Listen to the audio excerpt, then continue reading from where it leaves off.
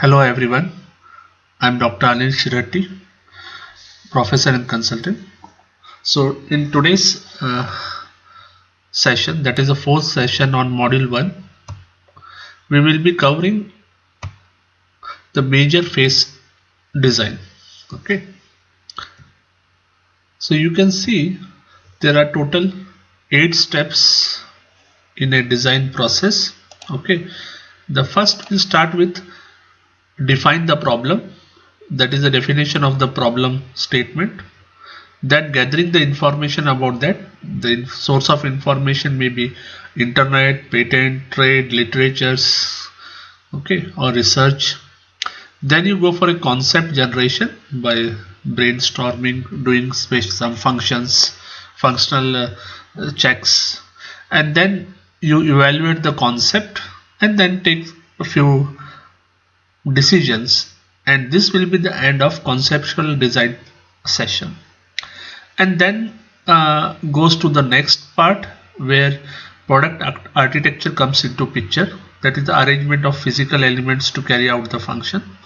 Then your configuration of design, like what material should be selected, what manufacturing method, what should be the size of the part. All this configuration design is finalized.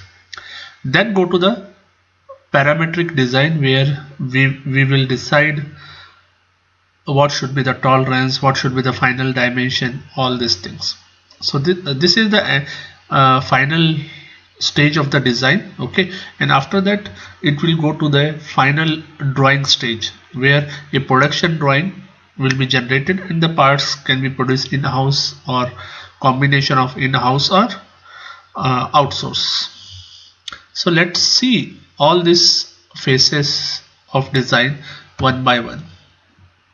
So the first also the phases of design can be divided into 7 phases. Okay, first phase is called as generally conceptual design, second is embodiment design, third is the detailed design, fourth is the planning for manufacture, fifth is the planning for distribution, then sixth one is the planning for use, and the last is planning for retirement of the product. So right from the concept design, you have to design the product such it can be decomposed correctly. Okay, so all even that is the retirement or decomposing of the product itself should be thought in the design phase itself. Okay, so let's go to the first phase, that is a conceptual design or feasible study. Now in this phase, conceptual design is the process by which the design is initiated, carried to a point of creating a number of possible solutions and narrow down to a single best concept. So how this is done? So first step is identification of the customer needs. The goal of this activity is to completely understand the customer needs and to communicate them to the design team. Next is the problem definition. The goal of this activity is to create a statement that describes what has to be accomplished to satisfy the needs of the customer. This involves analysis of competitive product, the establishment of target specification, the listing of constraint. Quality function deployment is a valuable tool for linking the customer needs to the design requirement. The third step is gathering information. Information should be gathered from various sources. It may be internet, it may be already existing patents, it may research articles, magazine, customer survey, etc. Then the fourth step is conceptualization. This is the step where concept generation is done. Okay, nothing but concept generation involve creating a broad set of concepts that potentially satisfy the problems of the customers. Then the fifth step, that is a concept selection. That is nothing but evaluation of the design concepts, modifying and evaluating into a single preferred concept are the activity of this step, because in conceptualization you may be getting 3 to 4 solutions. So which solution is the best, that is selection is done in this step. Next is refinement of product design specification. The product design specifications are revisited after the concept has been selected. Okay, the design team must commit to the achieving certain critical values of the design parameter, usually called as CTQ or critical to quality parameters, and to the living with trade-off between the cost and the performance. Because in this case we have, for example, we may have to decide what should be the material, whether I can go for stainless steel or MS, depends upon the cost. And then last is the design review phase. In the design, a review will assure the design is physically and reasonably accepted, and also economically, from economics point of view, worthwhile. Now the second phase is preliminary design, that is structural development of the concept occurs in this phase of the design. It is a place where the flesh is placed on the skeleton of the design concept, and it is the design phase that decisions are made. What should be the strength, what is the material selection, size, shape, all this etc. is decided in this phase. This phase can be further divided into three parts. One is the product architecture, configuration design, and parametric design. In case of a product, architecture is concerned with dividing the overall design into a simple subsystem. So as the figure shows, the complete product is divided into 1, 2, 3, 4 modules, again 5, 6, 7 modules. These steps we decide how the physical component of the design are to be arranged and combined to carry out the functional duties of the design. Next is configuration design. Parts are made up of features like holes, ribs, splines, curves, etc. Okay. Configure a part means to determine what feature will be present and how those features are to be arranged in a space relative to each other. So that is done in configuration design phase. Now while modeling and simulation may be performed in this stage to check out the function and the constraints. Also more specifically about material manufacturing is given in here. Okay. Third stage in the part 2 is parametric design. In case of parametric design, starts with information on the configuration of the parts and aims to establish its exact dimensions and the tolerances. Final design on the material manufacturing process are also established if this is not been done previously. An important aspects of parametric design is to examine the part, assembly and system for design robustness. Robustness refers to how consistently a component performs under variable condition in its service environment. For example, we have decided one material, okay, we decided the tolerance, everything is decided, and then we have to check whether the same product when worked in an environment, let's say it is going in Atlanta or other things, whether it can sustain that environment or not, or if it goes to a place like in Rajasthan where it is very hot weather almost all the 12 months, so whether that product can sustain or not. Okay. Now in the phase 3, it is a detailed design. In this phase, the design is brought to the stage of complete engineering description of a tested and producible product. Missing information are arranged: forms, dimensions, tolerance, surface properties, materials, manufacturing process of each part in details are done in this. This results in a specification of each special purpose part, okay, and for the each standard part to be purchased from different suppliers. In the detailed design phase, the following activities are completed and documented. Also, the detailed engineering drawing suitable for manufacturing. Routinely, these are the computer generated drawings, and they are often either it will be a 2D CAD drawing or a combination of 2D and 3D CAD drawing. Verification testing of prototype is successfully completed and the verification data is also submitted before any final production goes. And also assembly drawing with bill of material is also generated during this phase. So that is very important. So bill of material will decide the final price of the product from production point of view. So this is a simple bill of material. Okay, sample ABC company. It is, so you can see description they have given 12 volt photovoltaic module. This will be the vendor, Food FG. Part number is there. How much quantity for that project we need? 14. For example, this hardware model we need quantity 2. In some places with the quantity even they will mention the price also. So for let's say this is one of the studied in cost estimation for Amazon Kindle Fire. So display and touch screen is around 87 pounds. Main PCB is 64.45. Okay, and the breakup is memory is 22, app procurement, WLAN, other peripheral PSPs. Battery is $16.5.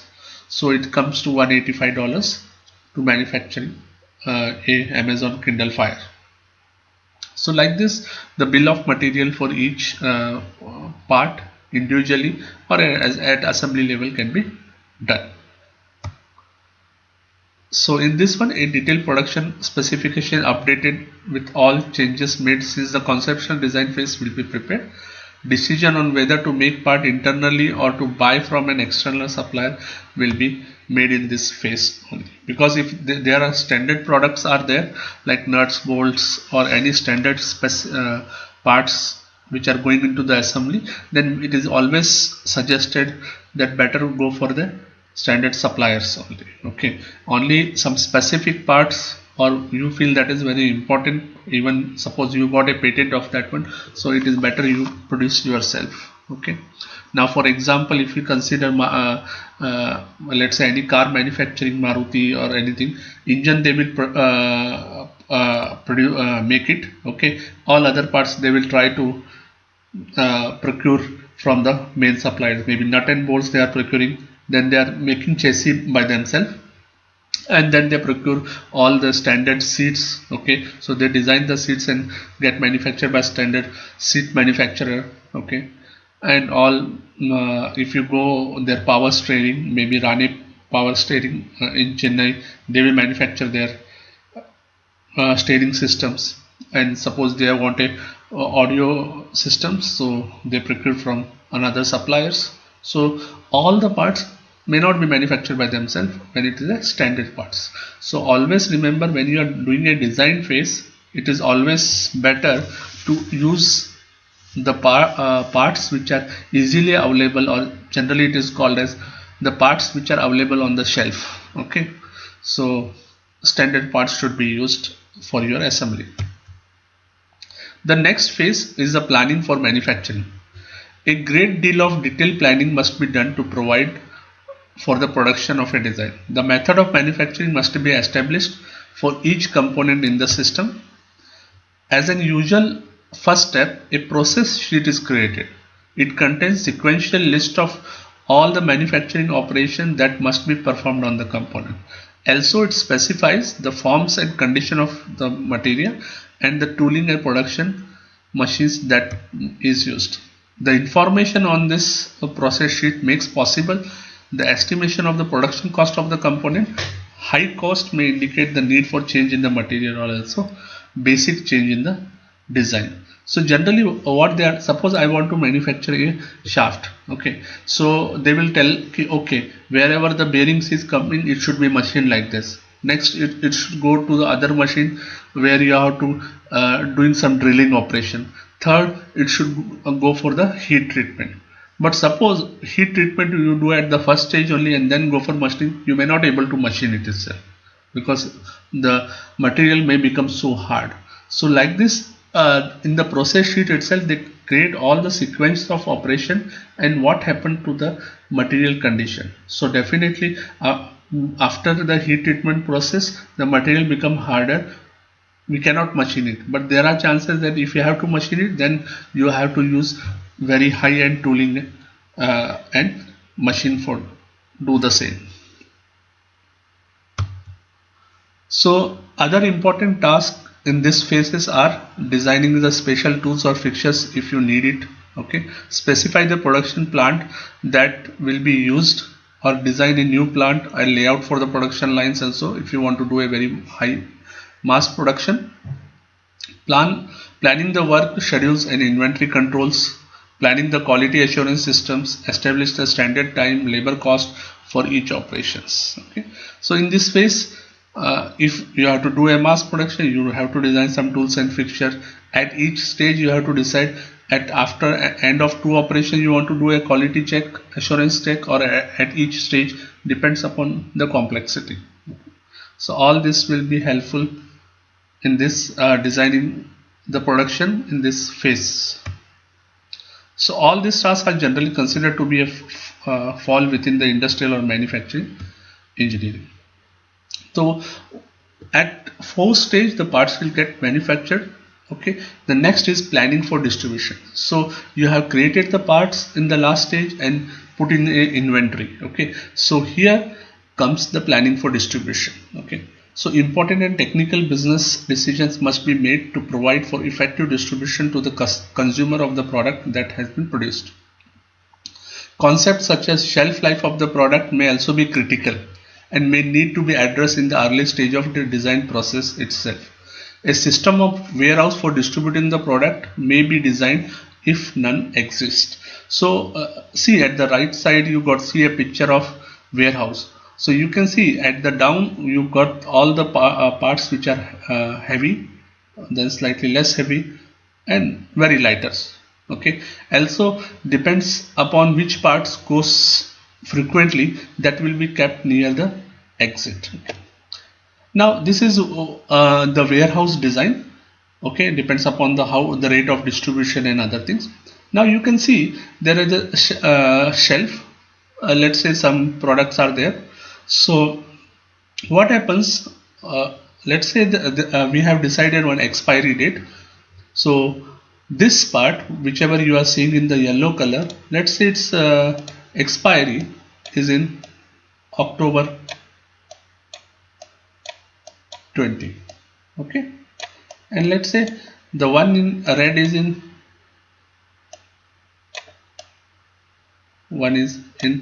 July 21. So what will happen when you are doing any distribution? You have to see to that all the parts which are in yellow, which is having expiry, they should be dispatched first, because maybe after 1 month no one will buy that part, but July 21 you can keep it. Same thing happens, you have to see from the design point of view. In the design stage itself, first stage itself, you have to think also what should be the shelf life. Okay, so, or can I increase or shelf life? So you can see if you are going in the food industry, they will do the add X or Y preservative and say that okay, its life is 9 months shelf life. For some product the shelf life is 12 months. So in the design phase you have to decide what should be the shelf life of that product. Next is the how I can do planning for distribution. Okay, the economic success of a design often depends upon the skill exercised in the marketing of the product. Now if it is a consumer product, the sales effort are mainly concentrated on advertisement. It may be a print advertisement, it may be a social media advertisement, digital marketing. All these stuffs can be used in the marketing. But if it is a highly technical product, generally we go for a brochures. Okay, and the technical trained sales engineers will have a direct interaction with the customer. Next is the planning for use. The use of the product by the consumer is all important, considering of how the consumer will react to a product. Okay, so whenever I am designing, I should see to that few parameters I should take into mind. Whatever the product I am producing, it should be easy for maintenance. It should be have durable, reliable, and the product should be safe as per the requirement. Okay, so for example, if I am producing a plastic, in case if that it become very toxic, so I will say there sometimes you will see a note, children's below 3 years should not take this, use this toy, all this. Okay, so that is nothing but the safety measure should be clearly mentioned in case if the product is not safe for the children. Okay, next is the convenience, aesthetic appeal, economic of operation. An important phase of sixth activity is the acquisition of reliable data on failure, service life, consumer complaint, attitude to provide the basis for product improvement in the next cycle. Okay, so in case if you see the iPhone, you can operate with a single hand very easily, irrespective of even its screen is becoming big and big. So they are even saying the convenience and aesthetic appeal for the product itself. Okay, so when you are doing for planning for use, you have to also see to that you are collecting the reliable data of failure in case the after the product went to the customer. You should collect the customer complaint so that in future you can improve that product. The last stage of the product is its retirement or the product become obsolete. Okay, this is the final step of design process in which you have to think once this product become absolute or its use is over, how that product can be disposed. Okay, for example, if you got this are all are plastic, you can see spray. Okay, all this how we can dispose them. So all these are made up of plastic. Okay, so it should be disposed properly. Okay, suppose if it is a electrical lamp, how it should be disposed, all this should be decided at the design phase itself. Okay, now when you are planning, doing any planning at the how I can dispose it, few of the parameters you should consider, like whenever you are designing the product and if you are disposing coolly, it happens design for environment. So that is nothing but green environment has become an important consideration in the design phase itself. As a result, the design of the product should include a plan of either its disposal in an environmentally safe way or a better the recycling of its material or the remanufacture or reuse of its components. So that is what we have covered in today's class. So we have covered all the major 7 phases of the design process. So if you have any questions, you can just contact me or you can text me. Thank you everyone.